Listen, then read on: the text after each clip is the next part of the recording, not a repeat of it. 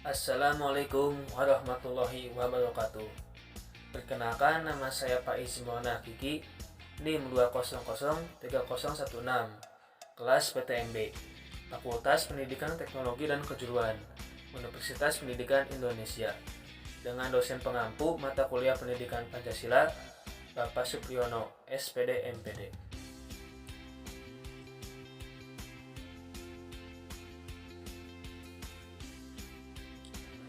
Nah, pada pertemuan kali ini saya akan membahas materi tentang sumber historis, politis, dan sosiologis Pancasila sebagai dasar nilai dalam pengembangan ilmu. Selanjutnya, tantangan dan dinamika Pancasila sebagai dasar nilai dalam pengembangan ilmu.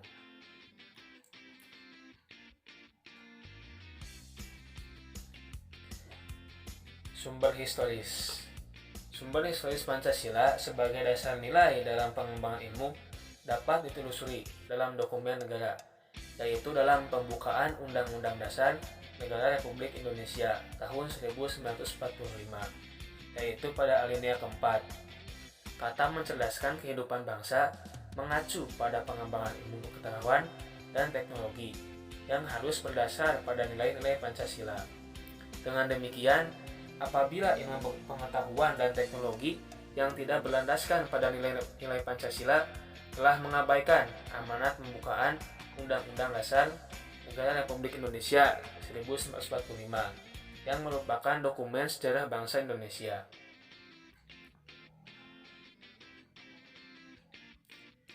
Nah, selanjutnya sumber politis. Sumber politis Pancasila dapat dirunut ke dalam berbagai kebijakan yang dilakukan oleh penyelenggara negara. Pancasila sebagai pada zaman Orde Lama belum secara eksplisit dikemukakan, tetapi oleh Soekarno dikaitkan langsung dengan dimensi kemanusiaan dan hubungan antara ilmu dan amal.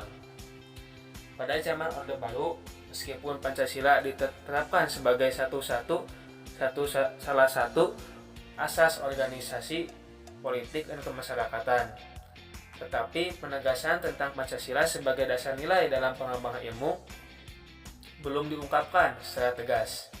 Penekanannya hanya ada pada ilmu pengetahuan dan teknologi yang harus diabdikan kepada manusia dan kemanusiaan sehingga dapat memberi peningkatan martabat manusia dan kemanusiaan. Pada masa reformasi, Pancasila sebagai dasar nilai dalam pengembangan ilmu lebih bersifat apologis karena hanya memberikan dorongan kepada kaum intelektual untuk menjabarkan nilai-nilai Pancasila lebih lanjut.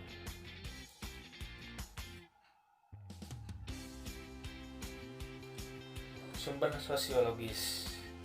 Sumber sosiologis Pancasila sebagai dasar nilai dalam pengembangan ilmu ditemukan pada sifat masyarakat dan sangat memperhatikan dimensi ketuhanan dan kemanusiaan. Sehingga manakala ilmu pengetahuan dan teknologi tidak sejalan dengan nilai ketuhanan dan kemanusiaan, biasanya terjadi penolakan.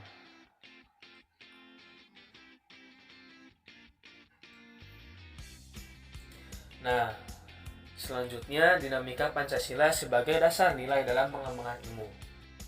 Secara realita, Pancasila sebagai dasar nilai pengembangan ilmu belum dibicarakan secara eksplisit oleh para penyelenggara negara. Baru mendapat perhatian yang lebih khusus oleh kaum intelektual. Perkembangan ilmu pengetahuan dan teknologi di Indonesia sekarang ini belum berakar pada nilai-nilai budaya bangsa Indonesia. Perkembangan ilmu pengetahuan di Indonesia ini lebih berorientasi pada kebutuhan pasar, sehingga program studi yang laku keras di perguruan tinggi adalah prodi-prodi yang diserap oleh dunia pasar.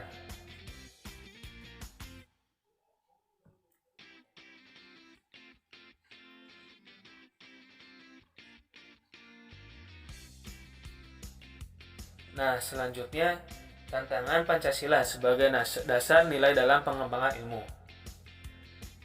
Pertama, kapitalisme. Kapitalisme yang menguasai perekonomian dunia, akibatnya ruang bagi penerapan nilai-nilai Pancasila sebagai dasar nilai pengembangan menjadi terbatas.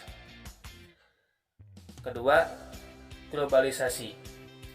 Globalisasi yang menyebabkan lemahnya daya saing bangsa Indonesia dalam perkembangan iptek, sehingga Indonesia lebih berkedudukan sebagai konsumen daripada produsen dibanding dengan negara-negara yang lain. Ketiga, konsumerisme menyebabkan negara Indonesia menjadi pasar bagi produk teknologi negara lain yang lebih maju ipteknya. Pancasila sebagai dasar nilai dalam pengembangan ilmu baru pada tahap wacana yang belum berada pada tingkat aplikasi kebijakan negara. Dan yang terakhir, pragmatisme. Pragmatisme yang berorientasi pada 3 ciri, yaitu kemampuan kerja, kepuasan, dan hasilnya mewarnai perilaku kehidupan. Sebagian besar masyarakat Indonesia, bangsa Indonesia memiliki akar budaya yang kuat. Manakala pengembangan ilmu tidak berakar pada ideologi bangsa, maka ilmu berkembang tanpa arah dan berorientasinya pun tidak jelas. Oleh karena itu, setiap warga negara mempunyai hak dan kewajiban yang sama, tentunya dalam mencerdaskan kehidupan bangsa. Oleh karena itu, pengembangan ilmu pengetahuan harus didasarkan pada nilai-nilai luhur bangsa sebagai substansi pendidikan. Nah, terima kasih atas pertemuan kali ini. Billahi taufiq wal hidayah. Wassalamualaikum warahmatullahi wabarakatuh.